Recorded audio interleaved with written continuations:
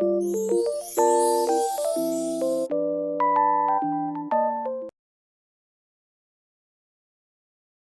I the asshole for reporting my coworker for cheating in the company walking competition? At our last company meeting, they announced there would be a step competition. Okay. Participation was voluntary. If the average number of steps is greater than or equal to a 5K per day, all participants get a Friday half day. Oh. The person with the most steps overall wins an Apple Watch. We would log our steps during workdays only for 20 days. Okay. I've been in a funk lately and was glad for an excuse to get back into my fitness routine. I love running and asked if steps from running could be counted.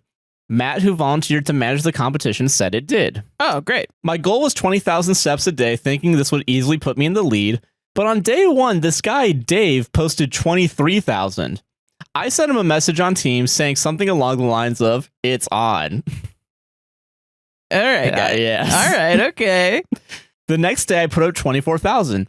He answers back with 25,000. Wow. Another coworker, Jenna, also joined in. The three of us started having daily chats about our workouts. By week 2, it's looking certain one of us will win, and the whole group is absolutely getting a half day off work. Then I checked the log, and out of nowhere, Tiffany, who had been posting 10 to 15,000 per day, posts 65,000 steps. So, okay, real quick as I walk. Yeah. 10,000 steps if you're walking takes about 90 minutes. So 90 times 6 is what? 450 minutes? Yeah, you didn't fucking do that. I walked the earth 8 times. And if you're running, 225 minutes. Still, you're not running that fucking long. I'm sorry. You could. People run a lot. Yeah, that's fair. It just doesn't, yeah. For perspective, a marathon I ran resulted in 52,000. So I'm skeptical, but also, maybe Tiffany ran a casual ultra marathon on a workday? Who knows? Yeah. We're just asking questions here. We're just asking questions. I sent her a Teams message. That's a lot of steps. What's your secret? She says she plays volleyball and wanted to count the steps from her games, but can't safely keep her phone or watch on her to keep the count. To solve this problem, Matt looked up a chart online that gives a step equivalent for other activities. Example, volleyball, 89 steps per minute, tennis, 133 steps per minute, etc. Fair enough, but the math still ain't mathin', so I said, wow, you must have played for like 8 hours. Her reply, well, I also rode my bike. But that's not steps, That's not steps. Turns out she didn't just use the chart for volleyball, she used it to count everything she did and convert it to steps.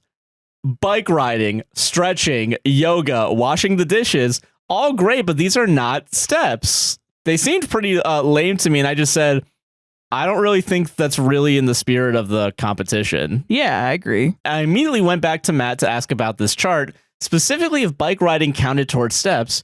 He said bike riding didn't count, it was too different and also unfair since not every employee has access to a bike. Makes sense. I thanked him for clarifying and told him that Tiffany may also need some clarification. Not 2 minutes later, I get this message from Tiffany, quote, really? You complained about me? That's actually not in the spirit of the competition. No. I lost a pet recently and I've been so depressed. I've been struggling to lose weight and I was so proud of my steps from yesterday. Not everyone can be a marathon runner like you. Really uncool. I know I was being a little cheeky going to Matt, but Tiffany's message really took me by surprise. Am I the asshole? Okay, no, fuck Tiffany. Like, I was straight up gonna be like, if she wants an Apple Watch that bad, I just give her the fucking Apple Watch. I don't give a fuck. Yeah. And I never give a shit. You know me. Yeah. This whole podcast is me not giving a shit. Yeah, breaking the law. Breaking the law, being cool as hell. No, fuck Tiffany. Fuck you, Tiffany. Putting your fucking dead pet on somebody else just because he's trying to fucking... No, fuck you. Tiffany, shut the hell up. Listen, it's one thing, like, you know, you could be like, all right, you're kind of a nerd for not letting me count these steps. Yeah, it's another thing whatever, to be you're like, a nerd or whatever. Stop being actually, my cat died 4 months ago. Does it matter? Yeah. I think if I were using the death of another animal to win an argument that you'd started. Who's to say that this guy didn't lose his fucking pet? Yeah, it's kind of presumptuous on that front too. Yeah. But like that's pretty manipulative. It is pretty manipulative, man. Already.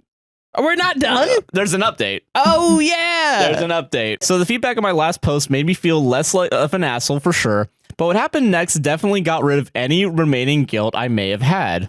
Let's fucking go. Tiffany won the steps competition. Mm-hmm. After I spoke with Matt, he tried to clear things up with Tiffany, but in his words, she was, quote, combative and rude.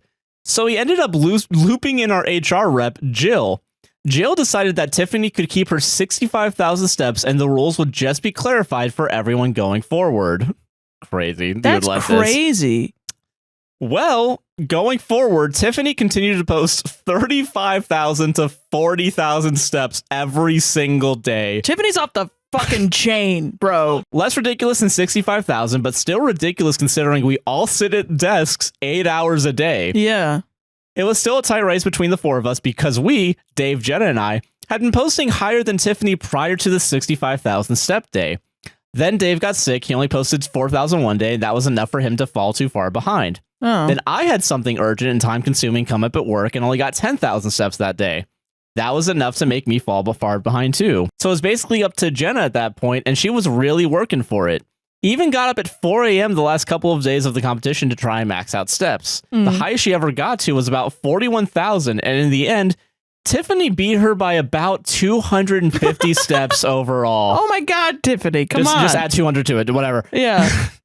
Tiffany had zero issue happily accepting her award at the next company-wide meeting and gave this super annoying speech about how, quote, everyone did so great, and how in the end she's, quote, just glad we all became more active and healthy.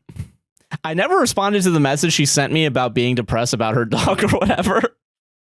That's funny. I never responded to the message she sent me about being depressed about her dog or whatever. At the end of the day, this is my job, and I'm not trying to get into some messy and weird fight over an Apple Watch and an extra 4 hours on a Friday. Am I the asshole for calling my husband a selfish wimp? Is he? Okay, sorry. Maybe. Starting off strong It's on this mean one. to say that, unless he is that. But it's mean to say to your loved one. The other day, I, 28 female, had a huge fight with my husband, 28 male. I'll call him Larry for this story. Larry's parents were in town last weekend visiting my brother and sister-in-law, and they wanted to see our kids as well before they left. His parents and I have a strained history, and I've admitted that they don't like me. I have set boundaries with them that they don't like. Despite a lot of things that have happened, my husband and I believe that our kids deserve to have a relationship with them, and that strained relationship between us shouldn't affect that. So before they left for the weekend, Larry decided to meet up with them at a local Chick-fil-A to chat and let the kids play. I decided I wouldn't come so that they could enjoy it. My in-laws also decided to bring my nephew along so the cousins could all play together. That sounds nice. When my family came home, Larry told me that our nephew ended up peeing his pants on the playground at the restaurant. Oh. I cringed and said something along the lines of, "Oh, that sucks. Did anyone step in it? Did they get it cleaned up before it got too messy?" To which he responded, "I don't know. We left without telling anyone. They were closing and had no one else in the playground when we left, so my parents didn't think it was a problem to just leave it." I was shocked, speechless. I asked him if he told one of the coworkers that there was pee up there. He said no, that it wasn't his responsibility because it's not his child. He said his parents were taking care of my nephew, not him. In past conversations we've had Larry has always been very dedicated to the idea that people should be able to make their own choices in life and that we all should respect those choices even if we don't agree. Okay. Fence-sitting asshole. Individualist asshole, yeah. In the past, I have found this very endearing because I agree that people deserve respect and love despite their path in life. However, this situation made my blood boil. Yeah. Who leaves pee on the playground without telling anyone? Everyone's line is different, I guess. Yeah, everyone's, Yours is piss on the playground. Which, I guess. Yeah, I get it. I'm also mad. Don't get me wrong. I'm also mad. I'm just like, man, you really were like, I've agreed with him before. But now... Shit? No, that's okay. Maybe I shouldn't be a libertarian. Yeah. So we got in a huge argument. I ended up yelling at him for being selfish and for caring more about his mother's fragile ego instead of caring about the other kids and employees that would be at that Chick-fil-A. Yeah. I kept calling him selfish, and he said I am being an asshole and not respecting other people's decisions and that I'm just very against him and his parents when they are together. His brother and sister-in-law agree that it wasn't that big of a deal to leave the pee. This has been an ongoing battle for a few days now between me and Larry. I've had time to cool off and I feel really bad about calling him a selfish, but also still feel like I wasn't wrong. He should have told someone, right? Or am I the asshole? No, he should have. Yeah, you're right. Edited to answer some questions. Larry told me it was a puddle of pee. Oh my God. We haven't been having active nuclear fights for days. We just haven't seen each other much this week because we have alternating work schedules, night and day. We spent time as a family and still felt tension. We both know opinions haven't changed. We just didn't have the time to talk about it thoroughly until today, hence why I said it's been going on for days. Larry told me about the pee because he was disappointed in his parents. He told me by saying something along the lines of, "It was crazy because nephew peed at the playground and my parents didn't tell anyone." To which I responded with, "Did it get cleaned? Was it messy, etc.?" Then I got upset when he didn't say anything either because he wanted to respect his parents' decision. Yeah, well, like, why? So he just wants sympathy for his parents being shitty, but he didn't do anything about it? Okay. Yeah. He said he would have said something if it was our kids that peed. Okay, wow. Oh, yeah, wow. We do love each other. Okay, all right, okay. That is not a question. Lawyer up, go to the gym, Delete divorce Facebook. lawyer, yeah. Yeah. Larry has said multiple times that he would cut ties with his parents if I asked him to, but I maintain that family is important, so I don't think I'm looking for something to be angry about every time they are together. His philosophy doesn't make sense, because why would he do it if you wanted him to? Because doesn't he make his own decisions? Apparently, yeah. Weird. Yeah, you're right about that. Okay. I recognize that despite our core values on societal well-being versus personal choice is very, very different, I still had no right to call him names and have apologized. We are going to try counseling. Am I the arsehole for refusing to pay for my friend's IVF treatment over a joke? Story time. So me and my husband have tried absolutely everything to have children, till eventually finding out that we were in fact infertile. Obviously this was really tricky for us, and he ended up divorcing me. He then went on to marry someone a lot younger and have a child with them. He's doing everything that I ever dreamed of doing with him with someone else. I haven't had much support from my family through all of this, and they absolutely blame me for everything that went down. The only person that has been there to support me is my best friend Amy. She is in the same boat as me when it comes to infertility. But her and her husband are currently trying IVF in the hopes that it will work. Amy messaged me and asked me if I would be able to help pay for their upcoming IVF cycle. Knowing how heartbreaking it can be, I agreed to write her a check for £12,000. I said I really wanted to help her, and the money comes with no strings attached. Always attach the strings. So I wrote the check and gave it to her last week. So the very next day I get a message from a mutual friend who we will call Stacey, and it's a screenshot of a conversation that she has had with Amy. So Stacey and Amy are talking about the next cycle of IVF Amy is going to have, and she said that she hopes that this next cycle goes well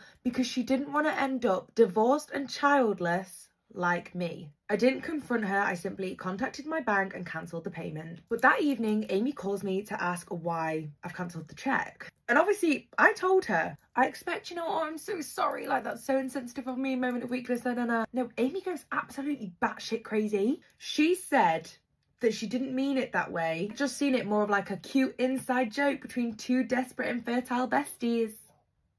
Anyway, we ended up putting the phone down, and she came round with her husband the next day. This pair were literally begging me to rewrite the check. Obviously, I refused, and this is when the biggest argument ensued. Her husband brought up the point that I wasn't supporting Amy in the way that she had supported me when I was going through my infertility issues. I don't think that's the same thing. Amy and her husband left crying, and we have not spoken since then. There's the door, bitch. Then her husband texts me on the day that was supposed to be their next cycle, saying that we can't have it anymore thanks to you because we can't afford it. The majority of my friends are on my side, but some of them think that I was a little bit too savage. Stacey keeps telling me that I should burn them to the ground and expose them for what they did. Stacey sounds like a real one. And now I'm thinking, maybe I shouldn't have cancelled it. I should have just spoken it out like adults, because I'm scared now that I have lost my 15-year friendship. So guys, what do you think here? Should I reinstate the payments as an apology for being petty, or did I actually do nothing wrong?